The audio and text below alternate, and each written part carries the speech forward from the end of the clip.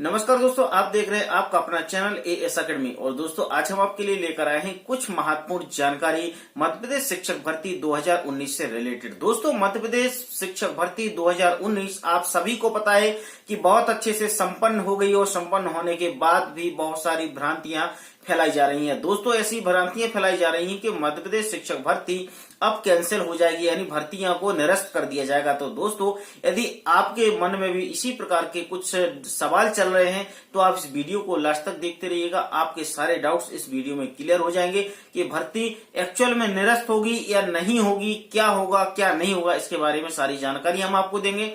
और कुछ महत्वपूर्ण जानकारी, कुछ महत्वपूर्ण बातें भी हम आपको बताएंगे जो वर्ग 1, वर्ग 2 और वर्ग 3 से रिलेटेड होंगी। तो दोस्तों सबसे पहले तो मैं आपको बता दूं कि मध्य प्रदेश शिक्षक भर्ती वर्ग 1 हो या वर्ग 2 हो, यदि आपके कम नंबर आए हैं तो कोई बात नहीं, आप सबसे पहले तो डीमोटिवेट बिल्कुल ना हो। ये मैं आपसे बार बार बोलता आया हूं और अभी भी बोल रहा हूं कि यदि आप डीमोटिवेट हो भी जाएंगे, आप परेशान हो भी जाएंगे तो आखिर क्या हो जाएगा मुझे बताइए। यदि पेपर आपका खराब चला गया, आपको SC ST OBC में 75 मार्क्स की जरूरत थी, आप क्वालिफाइड नहीं हो पाए, जनरल में आपको 90 नंबर की जरूरत थी, आप क्वालिफाइड नहीं हो पाए, यदि आप परेशान होंगे, आप कुछ कर सकते हैं और कुछ कर लिया बाय चांस, तो नुकसान किसका होगा? नुकसान आपका होगा, आपके लिए आपका परिवार फिर परेशान होगा, तो फिर परिवार का भी नुकसान होगा। तो दोस्त इस प्रकार से किसी भी प्रकार का गलत कदम ना उठाए, क्योंकि दोस्तों आपको पता है कि अभी कुछ समय पहले एक घटना घट चुकी है। एक किसी परिवार की बच्ची ने एक ऐसी घटना कर ली है कि जिसके कारण उनका परिवार भी नुकसान हुआ है, परिवार का भी नुकसान हुआ है, उस बच्ची का तो नुकसान हुआ ही हुआ है। तो मेरा यही कहना है कि यदि आपके नंबर कम आए हैं तो आप परेशान ना हो, आप डिमोटिवेट ना हो, आपके पास अभी चांसेस हैं यार। आप ऐसा क्यों सोचते हैं कि यार हमने वर्ग 1 या वर्ग 2 में पेपर दिया और फेल हो गए तो आपके पास सारे चांसेस खत्म हो गए। अरे आपके पास भैया चांसेस खत्म नहीं हुए, अभी सारी जिंदगी पड़ी है। आप सोच के तो देखो अपने आप को पहचान के तो देखो आपके अंदर कितनी क्वालिटियां हैं। और ऐसे एक नहीं कई टेस्ट आएंगे और आप सारे टेस्ट एग्जाम को क्वालिफाइड करोगे यार। आप ऐसा मत सोचे कि हम इसमें पास नहीं हो पाए तो दूसरे पास नहीं हो सकते। दोस्त आप दूसरे में पास होंगे, ये मैं आपसे दावा करता हूं, लेकिन उसके लिए आपको मेहनत करनी होगी। यदि आप आज असफल हो गए तो इससे का मतलब ये नहीं है कि आप हमेशा के लिए फेल हो गए। दोस्तों इसका मतलब ये है कि हमारी मेहनत में कहीं ना कहीं कमी रह गई है, इसलिए हम असफल हो गए। और दोस्तों इसी कमी को फुलफिल करने के लिए आप फिर से लग जाओ, जो आपको वर्ग 3 में उसका रिजल्ट मिल जाएगा।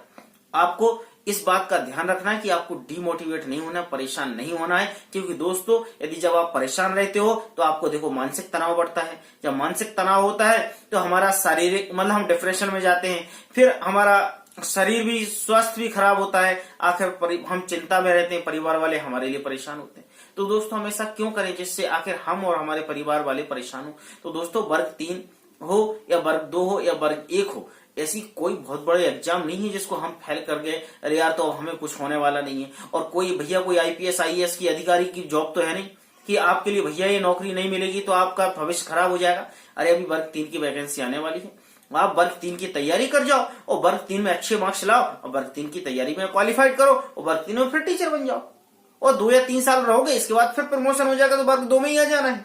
सबसे बेनिफिट फंडा है ना, तो आपको वर्ग 2 में जॉब मिल जाएगी। तो दोस्तों मैं आपको बार बार समझाता हूं कि आप बिल्कुल डिमोटिवेट ना हो। अब बात आती है कि यदि आपके कुछ नंबर बढ़ेंगे तो दोस्तों आपके नंबर तो ये श्योर है कि आपके नंबर बढ़ेंगे। यदि आपके थोड़े बहुत भी नंबर है, 5-6 नंबर आपके बढ़ना 100% है, सभी शिफ्टों के बढ़ना है। और जितने क्वेश्चन आपके गलत हैं दोस्तों उसके भी आपके नंबर बढ़ेंगे, और जितने क्वेश्चन व्यापम की तरफ से है उसके भी आपको नंबर मिलेंगे। और नॉर्मलाइजेशन में भी 3-4 नंबर का वेरिएशन आएगा, तो नॉर्मलाइजेशन में आपके नंबर बढ़ेंगे, ये तो तय है।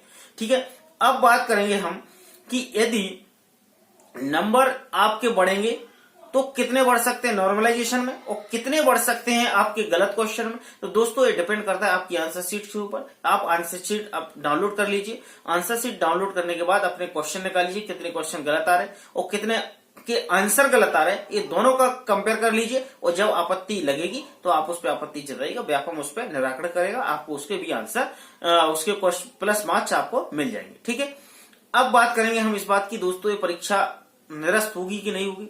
यार ये भ्रांतियां फैलाई जा रही, सभी स्टूडेंट्स इसको परेशान है कि यार आखिर निरस्त होगी कि नहीं होगी। तो दोस्तों मैं आपको बता दूं ये परीक्षा बिल्कुल भी निरस्त नहीं होगी।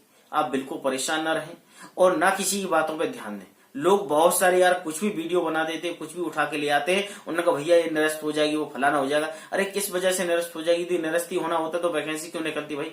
हाँ, ये मानता हूं मैं कि निरस्त नहीं होगी, लेकिन आप लोग प्रयास करो। मैं आपको हमेशा मोटिवेट करता हूं कि आप अपनी वैकेंसी बढ़ाने के लिए प्रयास करो। आप सब एकजुट हो जाओ, आप बीएड, डीएड, वर्ग 1, वर्ग 2 वाले सभी लोग, क्योंकि दोस्तों इसमें बेनिफिट ऐसा है कि देखो जो वर्ग 1 में क्वालिफाइड नहीं हो पाए वो वर्ग 2 में क्वालिफाइड हो चुके हैं, तो इसलिए उनको भी बेनिफिट मिलेगा। आप सभी एक साथ हो जाओ और सरकार को बोलो कि भैया वर्ग 2 में वैकेंसी बढ़ाएं, और 2 में वैकेंसी बढ़ाएं, वो बढ़ाना चाहिए। क्योंकि दोस्तों एक्चुअल वैकेंसी कहना चाहिए 5000 है। 5000 तो आपको पता है अनुसूचित जाति, अनुसूचित जनजाति कोटे की है, तो उसका कोई लॉजिक नहीं। लेकिन आपको जो वर्ग 2 की वैकेंसी आई है वो सिर्फ 5000 है, और आपको भी वैकेंसी कम से कम 15000 बढ़ सकती है। तो आप सरकार के सामने इस प्रकार का ज्ञापन दें कि आपका बेनिफिट हो और आपके भाई बहनों का, हमारे सभी को, परिवार को बेनिफिट मिलेगा। और दोस्तों उससे आपका फायदा ये हो जाएगा कि कम से कम यदि आपके 75, कम से कम 80 नंबर है, देखो जनरल कैटेगरी में यदि आपके 95 नंबर तक है तो आपका सिलेक्शन हो जाएगा, और ओबीसी, एससी, एसटी में यदि आपके नंबर 80 तक है तो इनका सिलेक्शन हो जाएगा और इनको भी ज्वाइनिंग मिल जाएगी। तो दोस्तों सभी का भला होगा, किसी प्रकार का ऐसा नहीं कि यार इसमें एससी को बेनिफिट हो जाएगा या ओबीसी को होगा या जनरल को होगा, सबको इक्वल होगा और सबका लेवल एक सेम हो जाएगा। ठीक है, तो दोस्तों इसमें आपको मैंने बता दिया, आप सभी एकजुट हों और वैकेंसी बढ़ाने की बात करें। और दोस्तों आपको किसी प्रकार का डाउट होता है तो मुझे कमेंट करना, और आपको किसी हेल्प की जरूरत हो तब भी मुझे कमेंट्स कर सकते हैं। मैं पूरी कोशिश करूंगा कि आपकी एक एक सवाल का जवाब दूं, और दोस्तों मैं हमेशा आपके एक एक सवाल का जवाब देता भी हूं।